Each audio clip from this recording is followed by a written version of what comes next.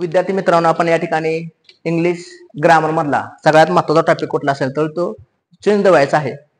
आतापर्यंत अनेक परीक्षेला अनेक वाक्य अशा प्रकारचे आलेले आहेत. तर तो जो भाग आहे तो भाग आपण या ठिकाणी इथं पाहण्याचा प्रयत्न करूया. त्या ठिकाणी बघा, चेंज द वॉइस हे जेव्हा बरेचशा परीक्षेला प्रश्न आलेले, हा पार्ट हायस्कूलला असतो, ज्युनियर कॉलेजला, सिनियर कॉलेजला आणि कॉम्पिटेटिव्हच्या सगळ्या परीक्षेला हा पार्ट असतो.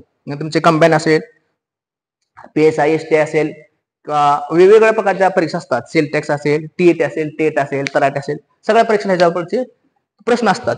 तो जो प्रश्न कसा असतो हे आपण या ठिकाणी बघण्याचा प्रयत्न करूया. आता या ठिकाणी पहिला प्रश्न आहे पहा, तुम्हाला टॉपिक आहे तो आहे चेंज द वॉइस. आता विद्यार्थी बघा, चेंजचा अर्थ काय? बदल करणे. वॉइस म्हणजे प्रयोग. मराठीमध्ये जसे 3 प्रयोग असतात, कर्तरी, कर्मणी आणि Bhave.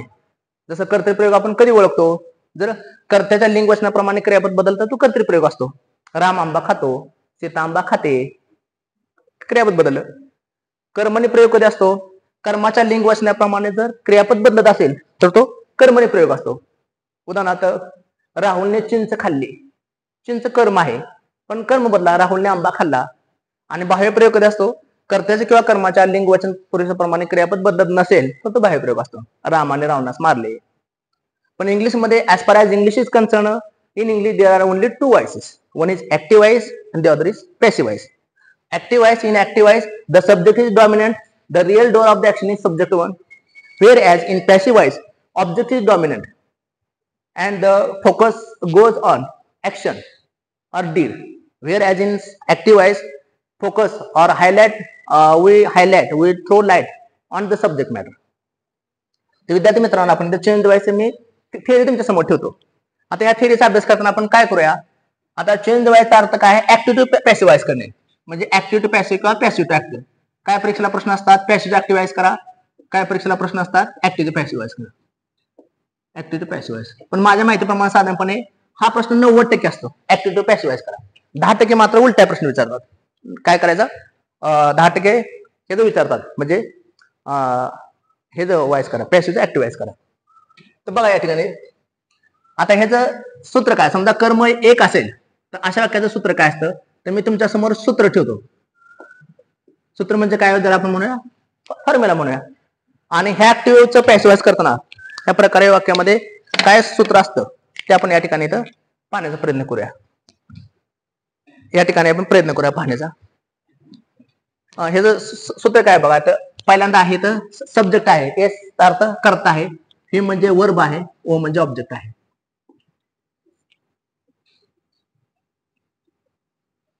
S plus V plus O. आता हे आहे का ना, हे पहिले तुटलेलं आहे, तिथं V1 असं समजायचं किंवा व्ही कुठलं रूप असू शकते व्हीचं.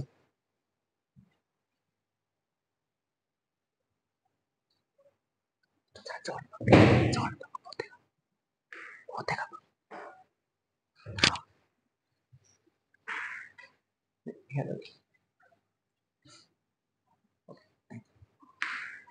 त्या ठिकाणी बघा S plus V plus O. तर हा भाग तुमचा लक्षात आला असेल.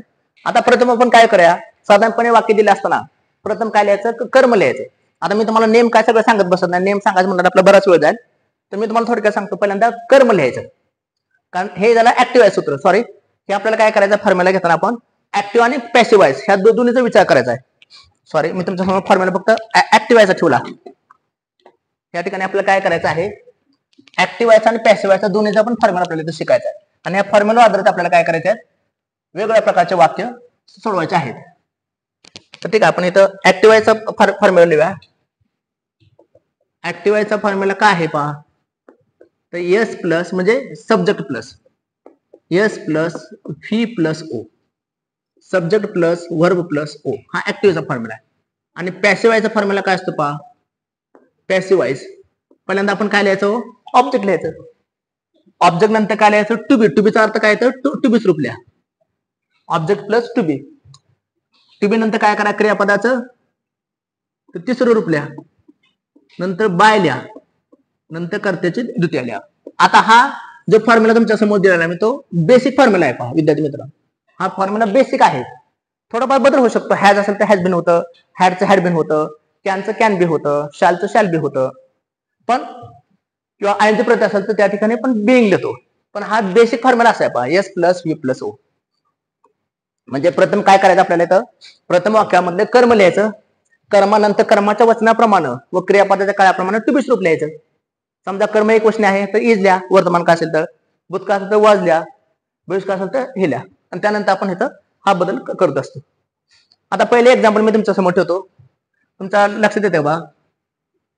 परीक्षेमध्ये आलेले काय एक्झाम्पल्स आहेत आणि काय एक्झाम्पल मी तुमच्या समोर वेगळ्या पद्धतीने ठेवण्याचा प्रयत्न करतो. तुमच्या काय शंका असल्या तर मला अजून सांगा.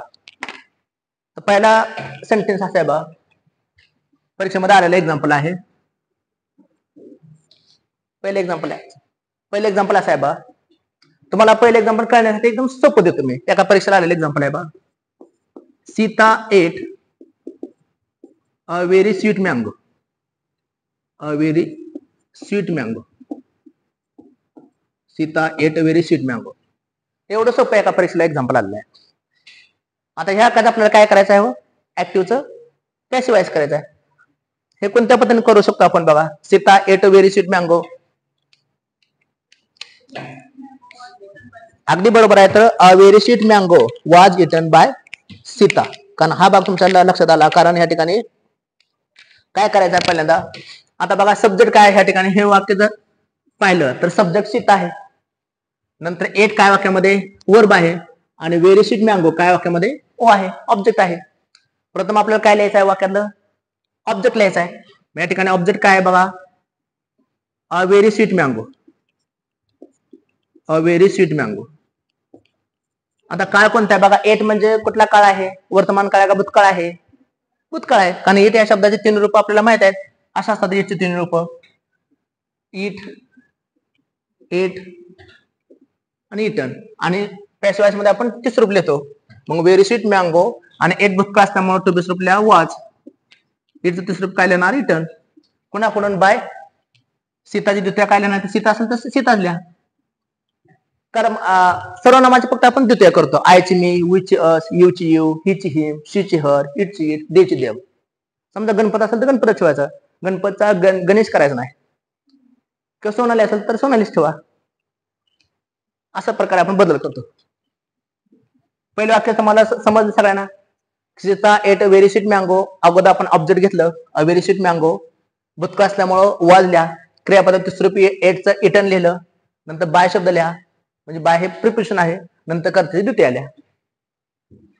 आता सेकंड एक्झाम्पल तुम्ही सोडवण्याचा प्रयत्न करा. एका परीक्षेला असं एक्झाम्पल आलेलं आहे पहा.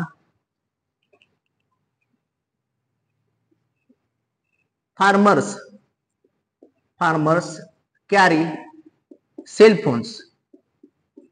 Farmers carry cell phones. अगदी बरोबर आहे, अतिशय छान सांगितलं पहा. तर या ठिकाणी बघा, या वाक्यामध्ये आपल्याला कशा रीतीने बदल करावा लागेल पहा.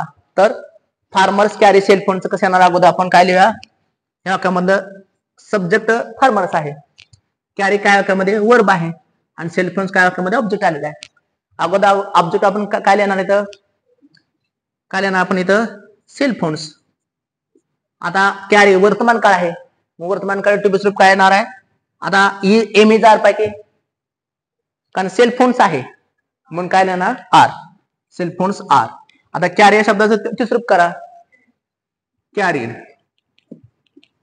कोणाकडून, बाय फार्मर्स. काय आलं का बघा, farmers carry cell phone, cell phones are carried by farmers, कारण हे वाक्य वर्तमान काळामध्ये आहे. आता नेक्स्ट एक्झाम्पल तुम्ही सोडवण्याचा प्रयत्न करा. नेक्स्ट एक्झाम्पल तुम्ही सोडवा.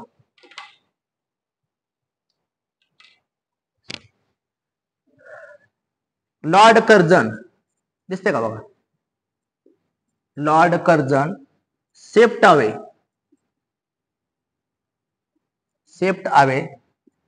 The archaic restrictions.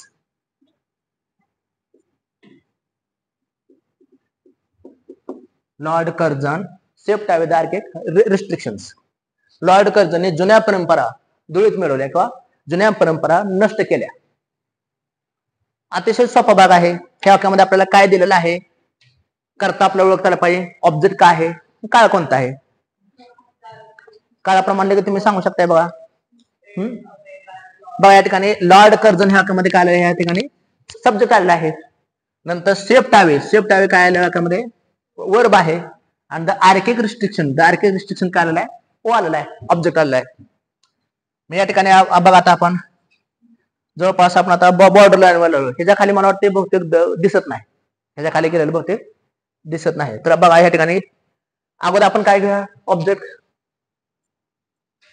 The archaic restrictions. आता काय कोणता आहे, शिफ्टचा भूतकाळ शिफ्ट आहे, भूतकाळ आहे. शिवाय हा शब्द सिंग्युलर आहे का प्लुरल आहे, येस आहे म्हणजे प्लुरल आहे, म्हणून काय नाही वाचच्या ऐवजी were. The archaic restrictions were. Shift तिसरं काय करा, शिफ्ट अवे कोणाकडून, बाय लॉर्ड कर्झन.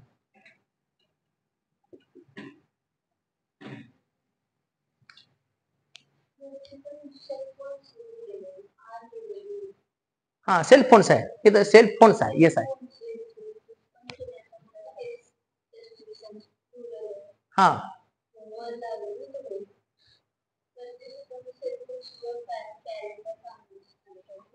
बरोबर आहे की. आता इथे सेल फोन शब्द आहे का नाही, हा शब्द प्लुरल प्लुरलच आहे आपण.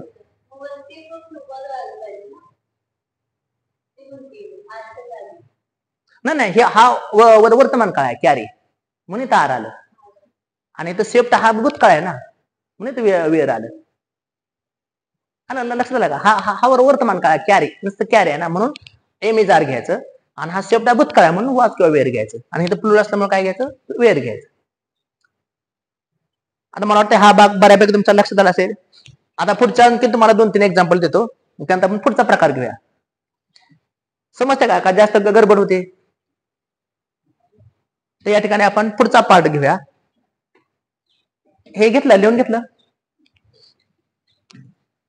बरं हे सूत्र ठेवू का, हे करू पुसून टाकू, हा का असू द्या सूत्र. बरं ठीक आहे.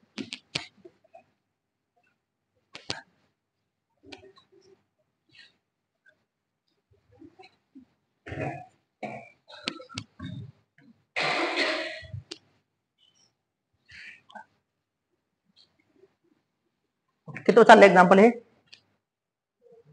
चौथं चालू आहे ना. आता वेगवेगळ्या प्रकारचे एक्झाम्पल देतो, तुम्ही सोडवण्याचा प्रयत्न करा.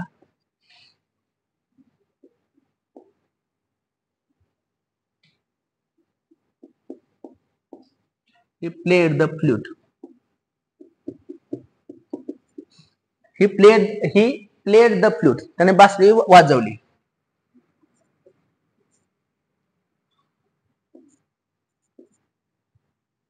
She can touch the wire.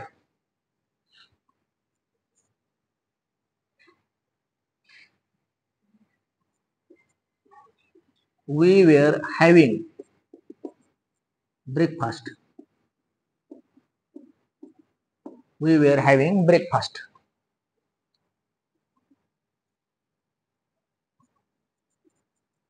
They had set up a huge clinic.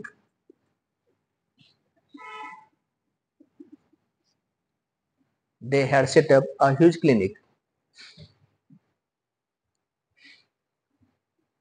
इकडे साईडला ते दिसते का, तिकडे साईडला नंतर दिसू शकते का पलीकडे, हा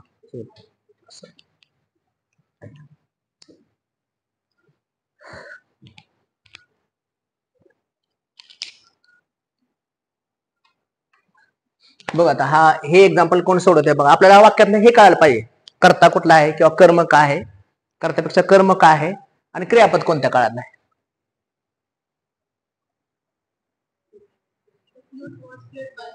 अगदी बरोबर आहे. ह्या ठिकाणी the flute was played by him. तुम्ही वाक्य सोडून दाखवताय. Can you solve this on the blackboard. दाखवा की.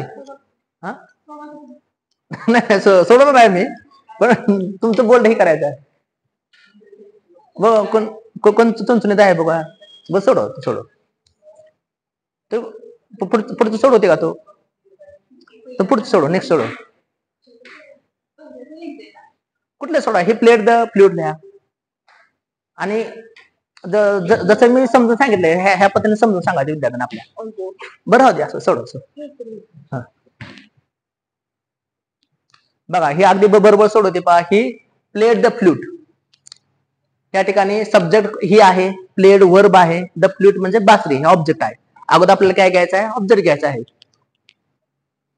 द फ्लूट भूतकाळ असल्यामुळे वाजल्या, प्लेड दुसरं प्लेल्या आणि बाय हिचे आपण काय करतो, द्वितीय करतो. ही अगदी बरोबर त्याने छान सोडवलं. Please clap for her.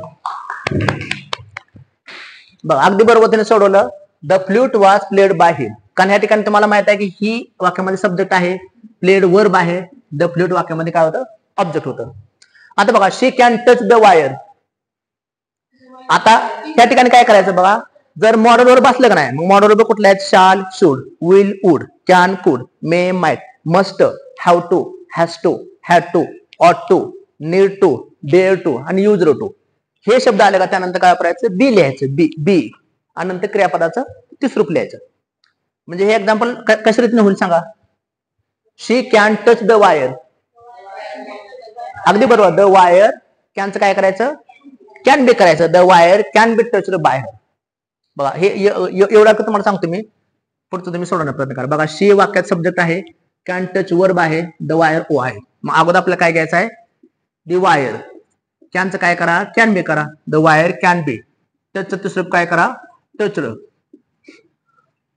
Sorry the wire असं आहे ना, the wire can be touch by. शीची द्वितीय काय करा आपण इथं, हर करा. आता वी वेअर हॅव्हिंग ब्रेकफास्ट. तुम्हाला माहित आहे जर आयएनजी प्रत्यय आला असेल तर आयएनजी प्रत्ययाच्या ऐवजी आपण काय लिहितो, बिंग लिहितो आणि नंतर क्रियापदाचं तिसरूप लिहायचं. आता हॅव्हिंगचं काय होणार आहे, हॅड होणार आहे. मग वाक्य कसं येईल बघा. आता वे असल्यामुळे वेअर आले, पण ब्रेकफास्ट काय आहे, सिंग्युलरच आहे बघा. असा अगोदर हे करून घ्यायचं. वी सब्जेक्ट आहे, वेअर हॅव्हिंग वर्ब आहे, ब्रेकफास्ट ऑब्जेक्ट आहे. अगोदर काय घ्या, ब्रेकफास्ट. ब्रेकफास्ट. आता नंतर वेअर आहे पण इथं ब्रेकफास्ट सिंग्युलर आहे म्हणून वेअरचं रूपांतर कशामध्ये होईल, वॉज मध्ये होईल. काय नाही बदलायचं आपला, तोच ठेवायचा वॉज. आता हॅव्हिंग आयएनजी प्रत्यय आहे म्हणून काय लिहा, वॉज बिंग. आता हॅवचं तिसरूप काय असतं, हॅव आणि हॅचं तिसरूप हॅडच असतं. Have, had, had, had. मग the breakfast was being had. कोणाकडून, by us. The breakfast was. हा आणि जर हे डिनरच्या संबंधित जे काही शब्द आहेत, ब्रेकफास्ट असेल, मील असेल, डिनर असेल, त्यानंतर कुठलेही आर्टिकल येत नाही. जर स्पेसिफिक माहिती सांगायचं असेल तर मग दो वापर. जसं we enjoyed breakfast. The breakfast we enjoyed was very tasty. तिथं दो वापरतो. They had set up a huge clinic. अगदी बरोबर आहे. हे मला करून मला सोडून दाखवते. सोपं आहे. हॅडचं काय करायचं, हॅव, हॅज, हॅड असेल तर बिन करायचं. हॅजचं हॅज बीन, हॅवचं हॅव बीन, हॅडचं हॅड बीन. बघा तुम्हाला मी वाक्य समजून सांगतो. दे वाक्यामध्ये सब्जेक्ट आहे, हॅड सेटअप हे पूर्णपणे वाक्यात वर्ब आहे, ए ह्यूज क्लिनिक वाक्यामध्ये ऑब्जेक्ट आहे.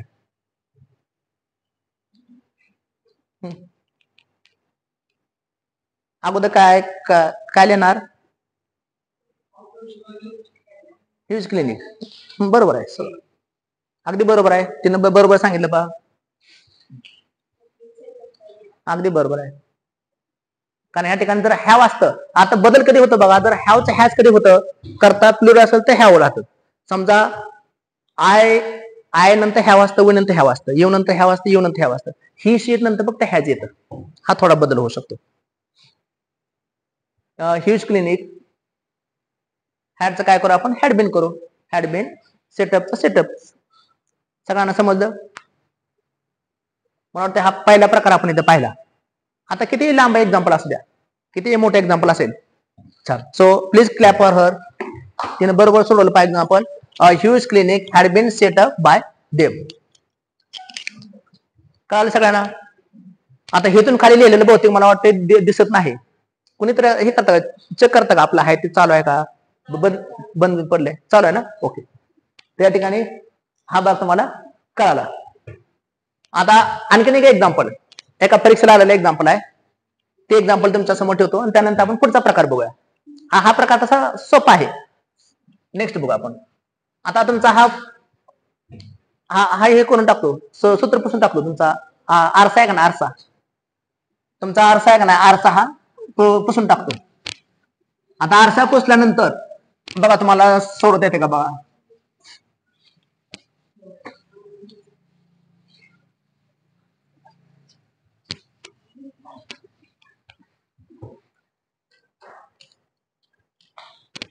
नेक्स्ट बघा आता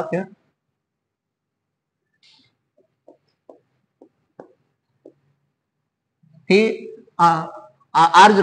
urged the council to reduce the rates, असा एखादा एक्झाम्पल आला असेल, एक्स्ट्रा पार्ट आला असेल तर सुद्धा आपल्याला वाक्य सोडत आलं पाहिजे. Shivaji Maharaj had conquered many forts before he was 19. आता पुढचं ते दिसणार नाही पण तरी समजून घ्या. बिफोर ही वॉज 19 म्हणजे शिवाजी महाराज 19 वर्षाचे होते तो पण त्याने अनेक किल्ले जिंकले. Shivaji Maharaj had conquered many forts before he was 19.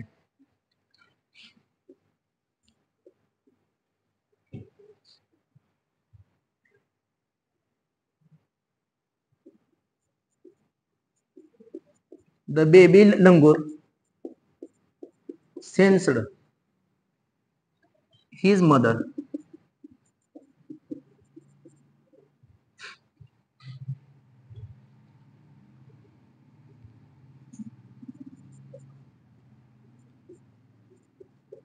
my parents had set a foundation of my life.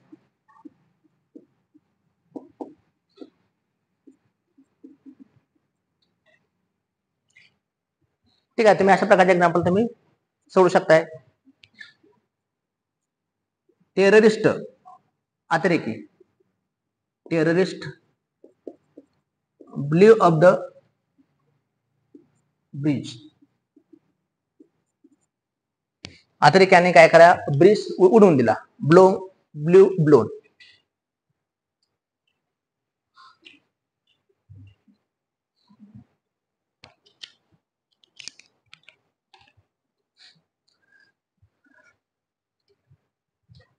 Example एका परीक्षेमध्ये आलेला आहे. अशा प्रकारचे एक्झाम्पल परीक्षेमध्ये येतात.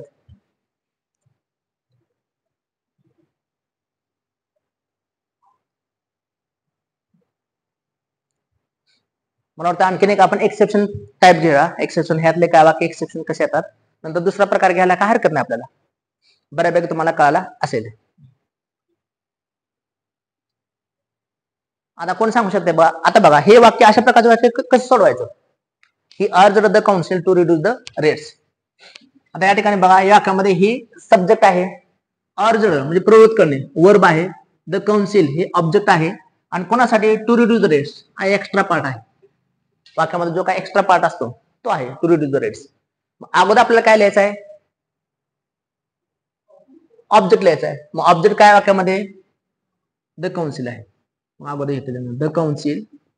आता अर्ज्ड भूतकाळ आहे म्हणून काय लिहिणार, वॉज.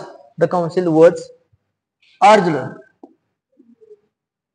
कुणाकडून, बाय हिम किंवा to reduce the rates by him. Urged to reduce the rates by him. By him अशा वाक्यामध्ये ड्रॉप सुद्धा होतं. He urged the council to reduce the rates. The council was urged to reduce the rates. तुम्ही जर to reduce the rates सुरुवात केली तुमचं वाक्य चुकेल. काय वाक्याला आपल्याला ऑब्जेक्ट ओळखता आले पाहिजे. टू रिड्यूस हा एक्स्ट्रा पार्ट आहे. तसं खालचं एक्झाम्पल तुम्हाला दिले अजून समजण्यासाठी. Shivaji Maharaj had conquered many forts before he was 19. 19 वर्षाचे होते तोपर्यंत शिवाजी महाराजांनी अनेक किल्ले जिंकले. मग आता या ठिकाणी काय येणार बघा. पाहता या ठिकाणी शिवाजी महाराज हे वाक्यामध्ये काय आलेलं आहे तर सब्जेक्ट आलेला आहे. हे वाक्य सोडवायची कोणाची इच्छा आहे का? का असं सांगू मी समजून सांगू का तुमच्या वेगळं कोण सोडून दाखवते? ते वरच्या सेंटेन्स मध्ये तुम्हाला हे जे कल्पना आली असेल. शिवाजी महाराज वाक्यामध्ये सब्जेक्ट आहे. हॅड कॉन्कर्ड वाक्यामध्ये काय आलेलं आहे तर वर्ब आलेला आहे. मेनी फोर्ट्स हे वाक्यामध्ये ऑब्जेक्ट आलेला आहे. आणि बिफोर ही वॉज 19 हा पार्ट पुढचा पार्ट काय आहे? हे एक्स्ट्रा पार्ट आहे. बिफोर ही वॉज 19 19 वर्षाचे होते तो पण त्याने अनेक किल्ले जिंकले. आता मला सांगा वाक्यात ऑब्जेक्ट काय हो? Many forts. अगदी बरोबर आहे. वाक्यामधला ऑब्जेक्ट आहे मेनी फोर्ट्स. आता मेनी फोर्ट्स नंतर हॅडचं तुम्हाला माहित आहे हॅवचं हॅव किंवा हॅज होऊ शकतं पण हॅडचं हॅडच राहतं फक्त had been. Many forts had been. कॉन्करचं काय करणार तिसरं इथं कॉन्करच राहणार. कॉन्कर्ड. कॉन्करचा अर्थ आहे जिंकणे. विन वन वन असं. Many forts had been conquered कोणाकडून? बाय शिवाजी महाराज. आणि बिफोर ही वॉज 19 पुढचं वाक्य हॅज द्या. Before he was 19. The baby langur sensed his mother. हे वाक्य नवीन सिलेबस मध्ये 10वीच्या पुस्तकातलं एक्झाम्पल आहे. The baby langur sensed his mother.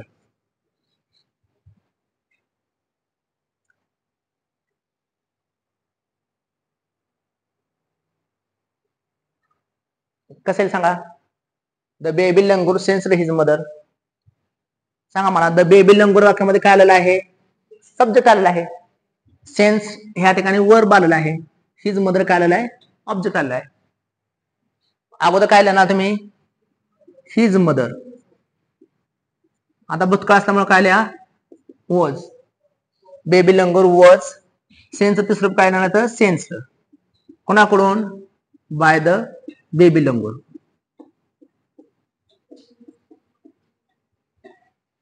My parents had set a foundation of my life. अगदी बरोबर आहे. Foundation of my life had been set up my parents. बरोबर सांगितलं.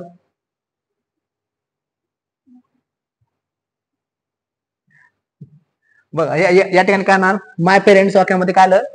सब्जेक्ट आलं. नंतर हॅड सेट काय आलं या ठिकाणी? वर्ब आलं.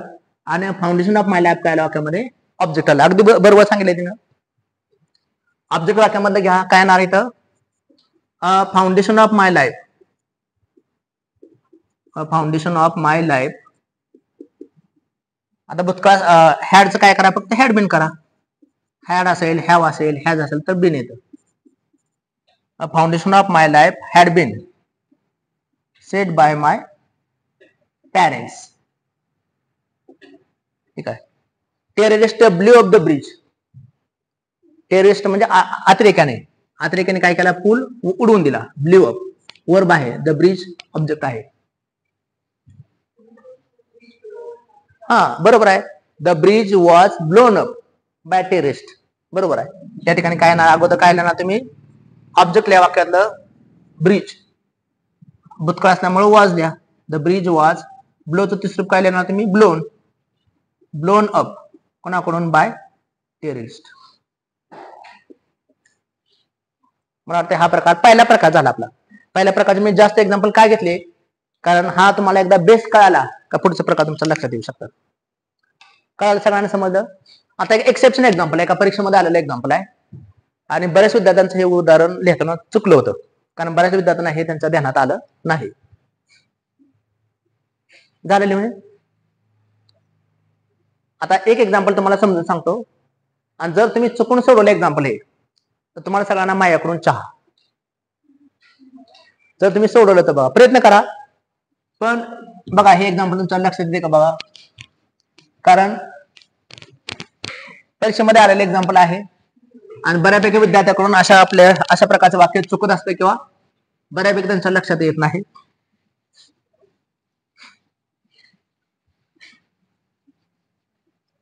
पण आपण या ठिकाणी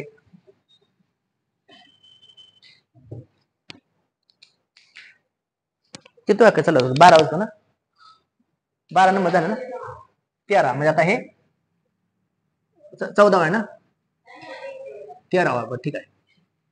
आता परीक्षेमध्ये आलेलं एक्झाम्पल आहे बघा तुम्ही सोडवण्याचा प्रयत्न करा आणि जर तुम्ही चुकून सुटलं तुम्हाला, तुम्ही सोडवण्याचा प्रयत्न करणारच. द जज पनिशेस, द जज पनिशेस द गिल्टी, द जज पनिशेस द गिल्टी. हे वाक्याचं मला चेंज डिवाइस करून दाखवायचं. द जज पनिशेस द गिल्टी. हा, आता आपल्याला माहिती आहे क्रियापदाला एस किंवा ईएस प्रत्यय आला असेल तर तो काळ कोणता असतो? If there is third person singular it takes S or ES suffix to the verb. नाही का, क्रियापदाला जसं I go, we go, you go, he she it goes, they go. जसं I work, we work, you work, he she it works. मी ते क्रियापदाला S प्रत्यय आला म्हणजे काळ कोणता आहे?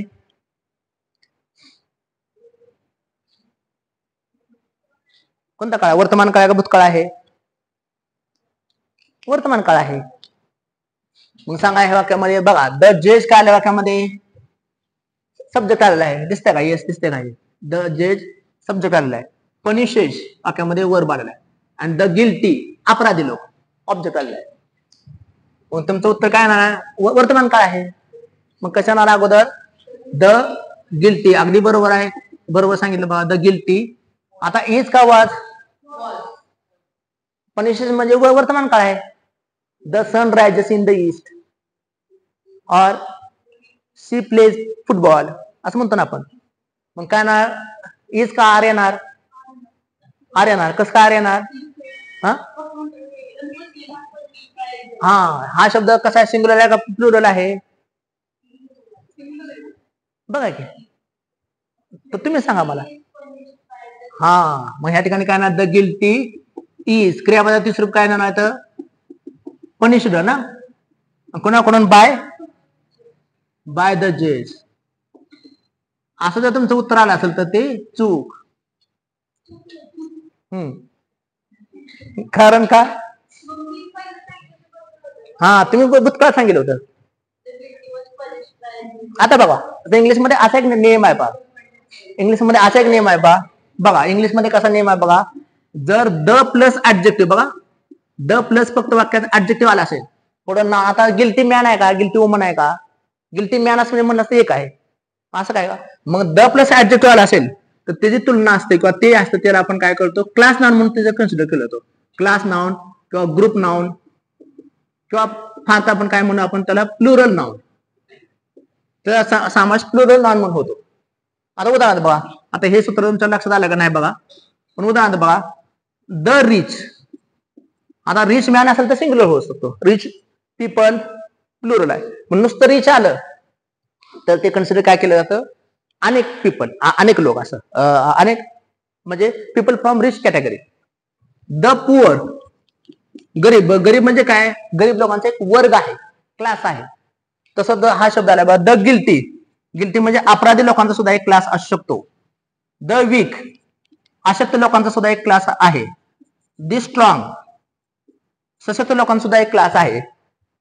द मॅड, मॅड लोकांचा सुद्धा एक क्लास आहे. द वाईज, वाईज लोकांचा सुद्धा एक क्लास आहे. द बोर्जॉज, बोर्जॉज म्हणजे एक मध्यमवर्गीय लोक, त्यांचा एक क्लास आहे. द प्रोलिटेरिएट हा क्लास आहे लोकांचा. मग हे जेव्हा क्लास येतात, जसं आपण म्हणतो the rich help the poor, rich help म्हणत नाही आपण, अनेक आहेत म्हणून. मग असं जर क्लास आला असेल तर ते आपण काय कन्सिडर करतो? प्लुरल मध्ये. मग ह्या ठिकाणी बघा, म्हणते ईच्या ऐवजी काय शब्द पाहिजे होता? एका मुलीने बरोबर सांगण्याचा प्रयत्न केला पण त्यानं कॉन्फिडेंटली सांगितलं नव्हतं, त्यामुळे त्याचा चहा हुकला. त्यानं सांगण्याचा प्रयत्न केला द गिल्टी, या ठिकाणी काय होणार आहे? पनिशड बाय द जज. तर हा नियम आहे या ठिकाणी. कारण ह्या ठिकाणी जेव्हा आपण हे वाक्य पाहतो, हा लोकांचा क्लास तयार होत असतो. कळालं तुम्हाला? नेक्स्ट आता पुढचं एक्झाम्पल अशा प्रकारे सोडवा आणि आपण आता पुढचा प्रकार बघूया. आपण दोन कर्मी असणार. आता आपण जास्त एक्झाम्पल घेणार नाही, तुमचा पहिला प्रकार बेसिक असतो म्हणून जास्त एक्झाम्पल घेतले. आता आपण थोडं थोडं एक्झाम्पल घेऊन पुढचे प्रकार कव्हर करण्याचा प्रयत्न करू आपण.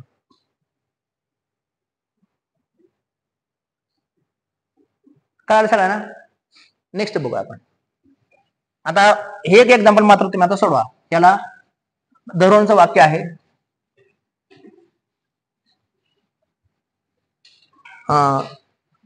The rich help the poor. The rich help the poor. आता इथं बऱ्याच लोकांना वाटतं द रिच हेल्प्स पाहिजे, हे तर हेल्प्स येऊन चालणार नाही.